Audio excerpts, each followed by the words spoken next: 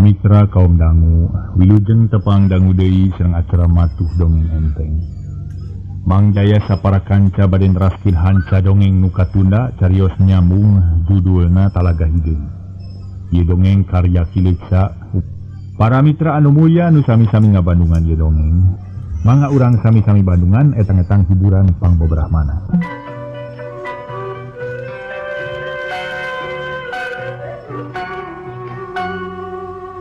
Harita para mitra barang Asmadi ditanya ku Aki Juma nanyakeun agama. Harita Asmadi ngajawab nyebut Islamna teh bari ngahehe. Asmadi ukur nyerengeh era ku Aki Juma, salajengna Aki Juma cumarita deui. Da ieu kakurangan udang teh. Kurang ilmu nu hartina teu masagi. Ari sabab manusia teh kudu mikir kedua hal, nyatana dunia jeung akhirat. Nguruskeun dunia bungkul salah, nguruskeun akhirat bungkul oge teu bener. Kudu nama mikirkeun dunia jeung akhirat. Mun hayang masagi rek ulik rupa-rupa ilmu, boh ilmu akhirat, boh ilmu kadunyaan. Amun duanana geus kacangkem, lamun duanana geus kapibana ngaranna masagi. Insya Allah moal nolog-nolog teuing hirup teh, moal eleh ku hawa nafsu, moal kaolo ku iblis, sabab inget ka Allah. Cek Aki Juma beuki sumanget, hayang ngalilirkeun pikiran Asmadi anu kajongdonan teuing. Kahar tos anu maki, oreng kitu nya dupi salajengna kumaha umpami tos masek hayang hawu kana naon terasna ki? Hehehe, syukur ari kahar ki mah jalu. Hehehe, syukur. Bieu teh urang tas mesek tapasna kalapa jeung caina macan katembong. Da kabungkus keneh ku babatok. Ieu batok urang ibaratkeun ajian beduk banyu. Mun ieu ajian geus kapibana, insyaallah bakal laksana hayang jaya jeung perkasa. Atawa bakal laksana ngadahar kalapa jeung caina. Sok bandungan ku ujang. Mangaki kumaha tu ilmu waduk banyu teh. Ari waduk banyu teh hiji kecap nu kacida dipikan lumna ku unggal jago. Kasup ujang sorangan hayang waduk. Ari waduk teh hartina kuat. Tara teu raku pakarang, moal teu raku pelor, moal teu raku seuneu. Tapi ari beduk banyu mah beda deui. Aya kecap banyu nu hartina cai. Ari ilmu beduk banyu teh jalu, lir ibarat urang ngadek cai. Saharita teurak bisa parat bedog atawa peso, karasana hipu taya halangan. Tapi di mana aya cai sok doang, pantara cai matara doang lain. Muhun magi sok engalita deui teu ngandung gentapa ki, tah kitu. Najan dikadek oge eueuh tapakna. Sabab lita deui. Tah waduk banyu ge kitu mun dikadek lain teu teurak, tapi teu aya tapakna. Saharita cager deui. Lita deui. Kitu ilmuna Mbah Jaya Perkasa teh memang kawentar ka mana-mana oge ujang. Sunab di hoyong ilmu eta supados musuh sieuneun kitu ki. Cek Asmadi geus teu sabar. Hayang geura narima eta ilmu. Nyinya bugu we sarerea ge kudu ngabogaan ieu ilmu. Sangkan gagah sakti moal boga satru atawa musuh. Ujang oge bisa ngabogaan ieu ilmu, tapi kudu bener-bener ngajalankeun tetekon anu tadi. Kudu bisa ngadalikeun hawa nafsu. Mun kecap sayang hawu geus sakulit sadaging jeung ujang, moal hese ngajalankeun waduk banyu da kitu ujang. Nalor sateki kumaha carana? Asmadi deg-degan. Geus hayang geura prak ngagunakeun eta ilmu. Geus kacipta yen dirina bakal waduk cara cai, najan dikadek moal aya tapakan. Ih bener ujang. Ya aki mah moal ngabobodo, sabab kieu waduk banyu teh hartina teh nusanyana mah kudu sanggup ngajaga hate. Sanggup ngajaga hate anu geus tangtu moal kaloba parobahan salila hirup di alam dunia. Malah cekolot mah cenah syukurna ku awal gingsir. Tara langgeng dina hiji perasaan hirup teh. umumnya hati teh babari lobah babari kapangaruhan babari nyeri jeung sok raheut nu hese ngubaranana ari raheutna hate beda deui jeung raheutna kulit moal jawang kawas capak bedog tapi nyerina kabina-bina malah sok ngarubah pamadegan mun hate geus nyeri jalma nu tadinya bageur jeung lemah lembut teh sok ngadadak jadi bulingas atawa galak lamun ieu dianteur sakarepna teu dikadalikeun ku pikiran anu waras teu dibarengan ku ngadalikeun hawa nafsu tinangtu balai anu kasorang jalma nu geus raheut hatena biasana sok nekat sok poho kana teu mah wajib atawa sok ngajeletut we jiga hayam ku toun leung lamun anu nyerina hate ukur jadi huleng jentul kumaha mun jadi neuteuli pan geus cangtu jadi mata holang paceng kadan nu akhirna bakal loba nu busuk sarta teu mustahil lamun antukna nimbulkeun peperangan nu kasidarongkahna tapi kasep pikeun jalma anu geus ngagem ilmu beduk banyu mah moal kitu ari sabab manehna bakal bisa ngubaran hate nu nyeri bakal bisa ngalipur hate nu raheut bakal hartina mah mampu mupus capak nu gudawang dina hatena hartina mah mun meunangkan nyeri cibatur ulah babali nyeri hate ulah matak jawang rasa nilipur we ku sorangan ulah ngajadikeun unek-unek nu ngalahirkeun rasa mumusuhan upama urang dinya nyeri ku batur tangtu hate teh raheut tapi mun urang geus ngagem beduk banyu eta raheut teh pasti lita deui saharita moal aya tapakna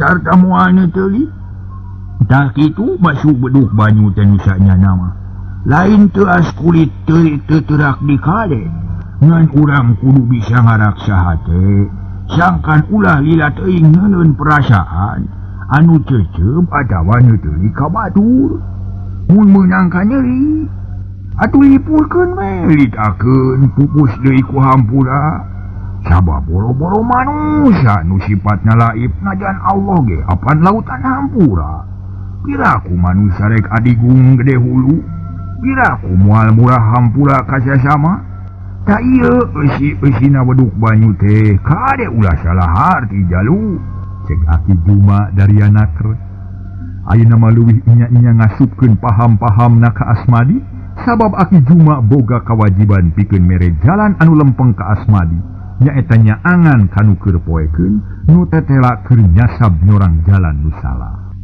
sedengkeun Asmadi harita meninggal huleng teu nyana yen baris narima katerangan kitu sabab KBG estu ning papalimpang jeung wah sawanganana estu jauh pisan jeung nu disangka ku manehna nah kalah ka ngahuyang ka hati atawa henteu jang Asmadi ardos ieu nanging asa abot boy kitu malah manawi teh sanes kitu maksudna dan nu disangka ku abdi mah beduk banyu teh ajian nu mati nu matak teuas kana kulit sareng daging cek Asmadi manehna terang-terangan ngabejakeun isi hatena memang berat ujang berat aturan apaan tadi geus dibejakeun ku aki yen beduk banyu teh diibaratkeun batok kalapa mun ujang geus sanggup meupeskeunana batokna engke baris manggihan kalapa jeung caina nu ngeunah karasana mun ujang hayang meunang kangeunahan kudu daek narima heula nu teuas jeung hese tapi sanyana mah mun anu kahiji geus katarima ku batin ujang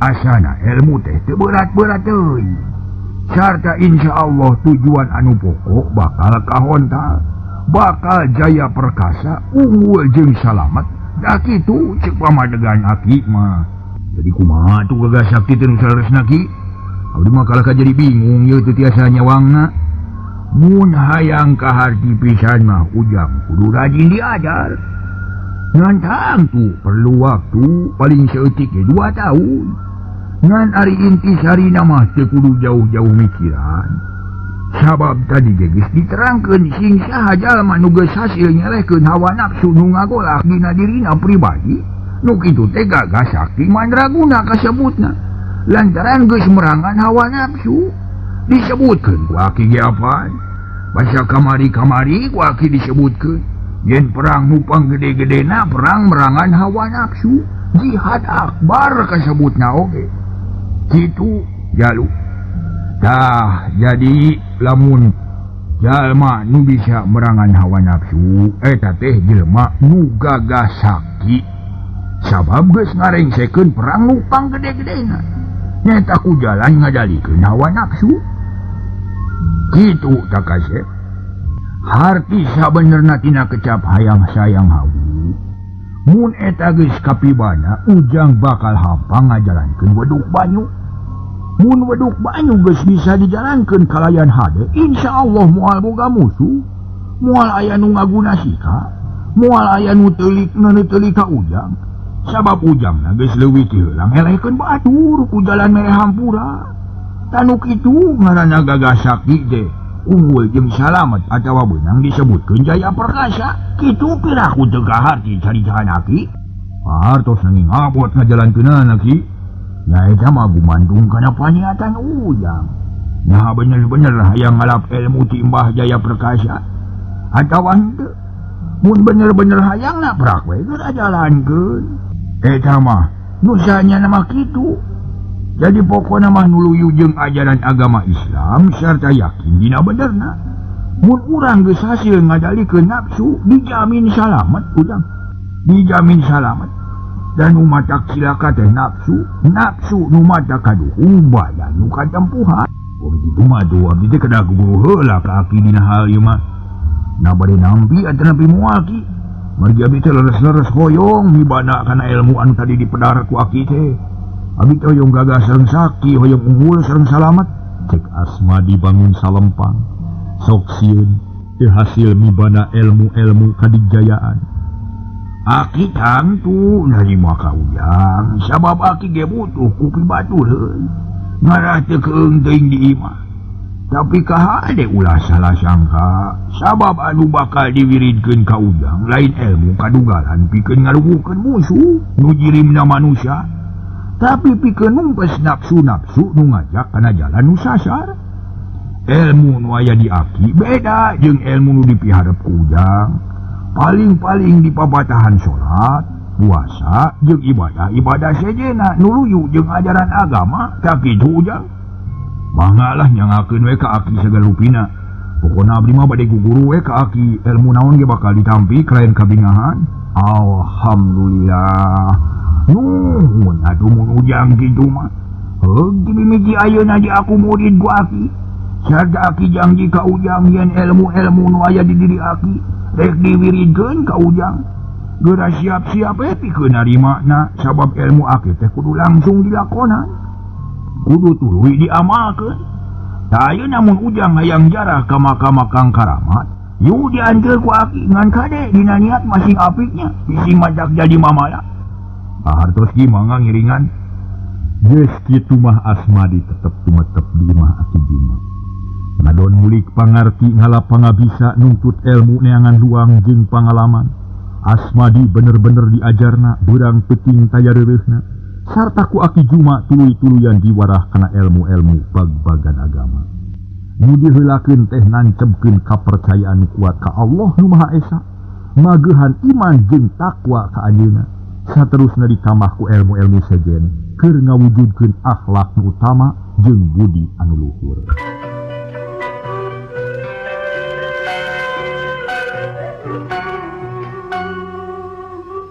Para mitra kaum dangu nyerelekna bilangan poe teu karasa ku Asmadi.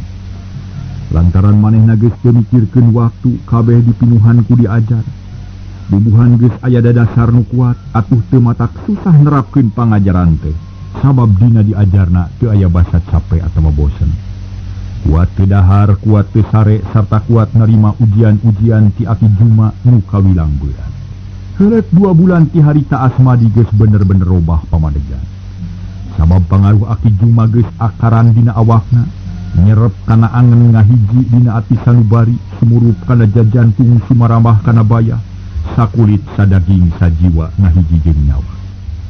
Akhirna dina hiji poe Asmadi diajak cacarita ku aki Juma, minangkan nguji kana ilmu-ilmu nu geus kapibana ku Asmadi.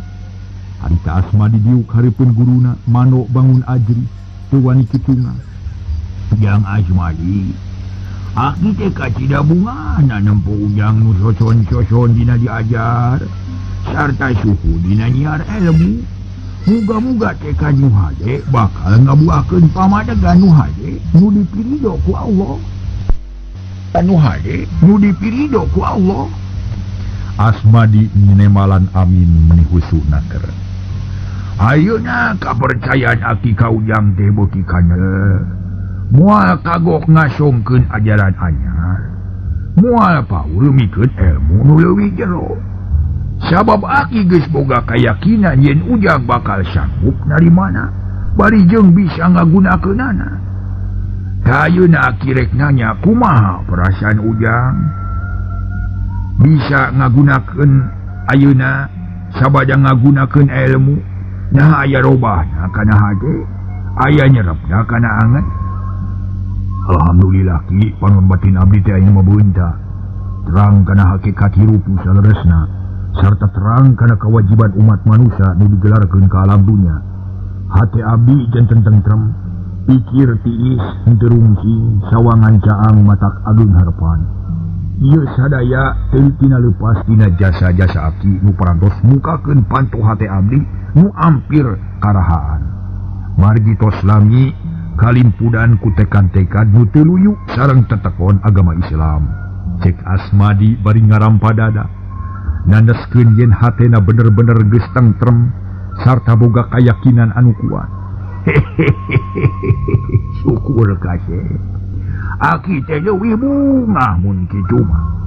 Sabab tujuan aki laksana teu mubah ngawarah ujang. Tapi kahade ulah salah tekad. Numukakeun panon batin ujang teh, numukakeun panto hate ujang teh lain aki, tapi Allah Subhanahu wa ta'ala nu maha murah, maha welas tur maha asih, anu parantos ngalimpahkeun taufik sareng hidayah ka diri ujang. Muji syukur ka mantena sabab ujang kacida untungna diraksa tina kalakuan jahat. Alhamdulillah abdi nampi kalayat ikhlas. Ayeuna aki rek nanya ka ujang naon kewajiban ujang nu pentingna di alam dunya. Aya deui kajabiti salat nu 5 waktu, bener pisan. Da eta kewajiban utama. Naon sababna make disebut penting? Nari puasa teu penting? Puasa ge sami penting nakina ningali salat mah langkung penting, margi salat mah tihang agama. Oge ku jalan salat tiasa mager kana kalakuan-kalakuan jahat sareng maksiat. Atuh sajabiti kitu salat teh lir ibarat wadah kanggo ngahijikeun amal-amal soleh sanesna. Getol puasa atanapi seueur amal jariahna moal aya hartosna upami teu ngalakonan salat, margi amal-amal soleh teh ngahijina atanapi ngumpulna dina salat. Dah kitu manawi teu lepat maki. Ih syukur ari kaharti mah. Hehehe bener pisan ujang. Ari salat teh minangka wadah keur ngawadahan amal-amal segena. Sabab jaga akhir bari supagi di akhir nu pangheulana dihisab teh nyatana dina urusan salat wajib. Mun eta geus beres kakara nu sejen, tah kulantaran kitu salat kacida pentingna. Aki cuma naneskeun nginaan pentingna salat nu 5 waktu. Sumuhun kartos ayeuna mah ku abdi teh nanging kumaha hirup anu manusia salajengna naon deui mangfaatina salat teh ki? Abi hoyong terang langkung seueur. Loba pisan ujang, loba pisan manfaatna teh. Sabab bakal karasa di dunya jeung di akhirat. Di dunya bisa nyegah kana kamungkaran, di akhirat bakal jadi papayung ka urang dina mangsana panas, sarta bakal karasa nikmatna tina ganjaran salat. Salah sahijina urang bisa bakal ngajawab. Pokokna mah urang bakal bisa ngajawab kana sagala rupa pertanyaan ti 2 malaikat di alam kubur. Sabab bisa memeh ninca ka alam-alam sejen, urang bakal ngalaman heula alam kubur. Tadi dinya bakal mimiti diuji tina hasil pagawean di dunya. Urang bakal ditanya ku malaikat saha pangeran maneh, saha nabi maneh, naon agama maneh, ka mana kiblat maneh, saha imam maneh, jeung saha dulur-dulur maneh. Ta eta kabeh kudu bisa kajawab ku urang. Mun teu bisa ngajawab siksa bagianana. Dah itu salah sahiji nu bakal kaalaman sabada hirup di alam dunia. Pemain naros gitu kedah kumaha ngajawabna atan napi kumaha jawabna nu leres teh ki?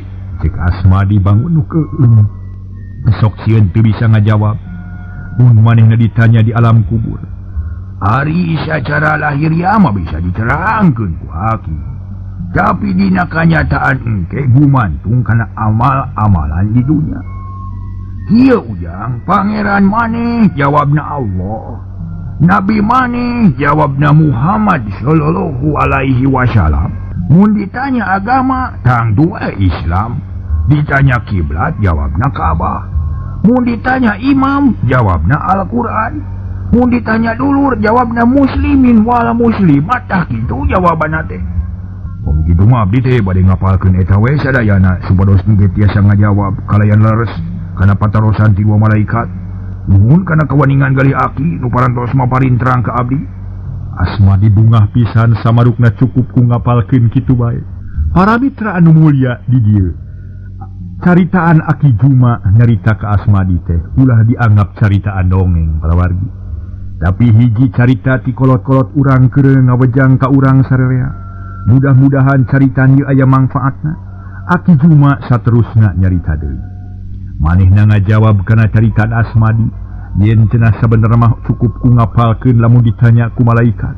Kumaha jawaban Aki Dunya? Bener. Aki Juma bari ngahehe seuri. Lain kitu, yang lain kitu. Lain. Sabab eta mah ngan saukur lahiriah wungkul cek Aki oge. Nu bisa diucapkeun ku bibir jeung letan. Sedengkeun jawaban di alam kubur mah nu ngajawab teh cantang tu bibir, cantang tu leta. Sabab di alam akhirat suku jeung leungeun katut anggota badan liana bisa nyarita. Atuh sajabat ti kitu pikeun ngajawab eta pertanyaan, lain kudu ngapalkeun tapi kudu ngajalankeun. Takwa ka Allah ngajalankeun parentahna jeung nyingkahan laranganana, tah kitu. Dan kumaha atuh ki? Asmadi kerung rada bingung. Nya, keur ngapalkeun jawaban-jawaban eta, cukup ku ngalakonan salat nu 5 waktu. Sabab sakabeh jawaban geus aya di dinya. Moal aya nu kaliwat, jeung moal aya nu poho, jadi nu baris ngajawab teh pagawean urang salila di alam dunya. Kitu lajeng kumaha atuh? Naon margina tiasa kitu ki? Ieu udang. Hari jawaban nu kahiji nyatan Allah. Unga salat ku urang sok diucapkeun bibir ngedalkeun Allahu Akbar. Hate ngaku yen Allah Maha Agung. Dua leungeun rangah tanda ngagungkeun Allah. Da ieu nu baris jadi jawaban teh. Kadua ngeunaan Nabi. Unga salat dibaca ku urang dina 2 kalimat syahadat. Eta dina 2 kalimat syahadat teh ngaku yen taya deui pangeran salian ti Allah ge ngaku yen Kangjeng Nabi Muhammad teh utusanana. Atuh nu katilu nyatana ditanya agama. Oge geus aya dina salat. Sabab nu teu Islam mah moal daekeun salat. Jadi ku jalan ngalakonan salat geus jadi jawaban yen agama urang teh Islam. Kaopat ditanya kiblat. Ya gitu kudu diapalkeun sabab saban salat ge ngahareupan ka kiblat. Tara aya nu kawetan atawa ka kidul, kabeh ge sarua yang hareup ka kiblat. Ieu jawaban nu bener. Rupi kalimana kumaha ki? Ari kalimana ngeunaan imam. Ieu ge aya dina salat. Sabab jantungna salat teh maca surat Al-Fatihah. Sedengkeun eta surat teh apaan? Ummul Quran. Jadi ku ngalakonan salat teh urang bakal bisa ngajawab yen imam urang teh Quran. Kagenep ngeunaan dulur. Eta ge aya dina salat sabab mun urang geus rengse salat sok ngareret ka katuhu maca assalamualaikum warahmatullah.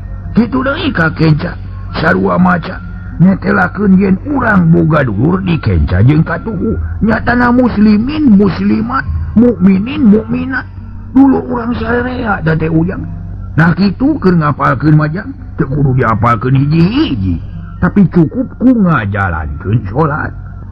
Asmadi ungut-ungutan. Ayeuna kaharti yen bekal di alam gaib mah beda jeung di alam nyata. Teu sarua jeung hiji murid nu rek nyang hareupan ujian. Nu cukup ku maca buku ngapalkeun pijawabeun. Tapi dina hal ieu mah lain kitu. Sabab kudu aya amal-amalanana. Kahar tos aya mah ki janten sasadian baeun mah teh. Sanes ku kumpul boe sareng asiwung nanging kedah leket kana ibadah sanes di dunya ki. Kitu bener ujang. Kahar kitu. Syukur. Jadi babawaan keur babaeun maot mah lain nyimpen boe jeung asiwung. Lain numpuk padung jeung duit tapi kudu loba amal soleh. Leket kana ibadah salat nu 5 waktu ulah kaliwat. Sabab ari sasadiaan barang nu kena kuruk sama teu madak jadi manfaat. Padung bakal beak ku dinyu, boe jeung asiwung bakal hancur ngahiji jeung taneuh. Moal nulungan. Keun bae nu kitu mah urusan nu hirup. Nu penting mah amal soleh keur nyaangan urang di alam padang poe panjang. Urang teh ulah kukumpul tinggal keuneun, tapi kudu kukumpul teh bawaeun. Manusia naon kasebutna nu sok ngumpul-ngumpul barang keur tinggal keuneun. Si ku ujang teguh, manusia naon nu kitu? Manusia teu bogoh ki, margi umumna mah kukumpul teh bawaeun. Jeung ibarat menyaba, di panyabaan sok kukumpul. Poh artos boh barangna, sadaya kanggo bawaeun, kanggo oleh-oleh nu di lemur. Taraya nu ngumpul-ngumpul tinggal keuneun mah. Cik Asmadi dari Anaker. Ngaso para mitra, aduh ieu rame pisan ieu lalakon teh. Hal-hal anu memang prinsip anu kedah kapatri ku hate urang para wargi sadaya. Mudah-mudahan wae acara dongeng aya manfaatna atuh khususna kanggo Mang Jaya, umumna kanggo para kaum dangu. Mangga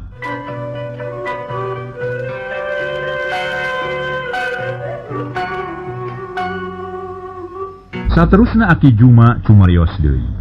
Tapi di urang mah sok loba nu piti teh ujang. Rata-rata ku kumpul teh tinggal keuneun. Coba we ku ujang pikir hiji jalma kaluar di imah subuh-subuh. Balik deui ka imah pas sore. Rai poe teh ukur ngudag-ngudag harta, ku kumpul duit jeung barang-barang bapaes dunya. Poho kana ibadah, poho kana kewajiban. Estu ningdug hulu pet salat, usaha beurang penting teh hayang beunghar. Geus sagala loba ditinggalkeun. Sabab maot mah ukur dibungkus ku boeh jeung asiwung. Kitu ge pamahanan tinu hirup. Narek nulungan harta nu sakitu numpukna, moal ari teu bisa ngagunakeunna mah malah bakal jadi mamala ka urangna engke. Sabab harta bakal nagih, bakal minta tanggung jawab ti urang. Da ieu nu disebut ku kumpul keur tinggal keuneun teh ujang. Upi ku kumpul keur bawaeun teh kumaha ki? Asmadi jadi penasaran hayang leuwih jelas. Hari ku kumpul keur baeung ngawaeun mah kieu ujang. Usaha neangan kipayah teh saimbang jeung ibadahna.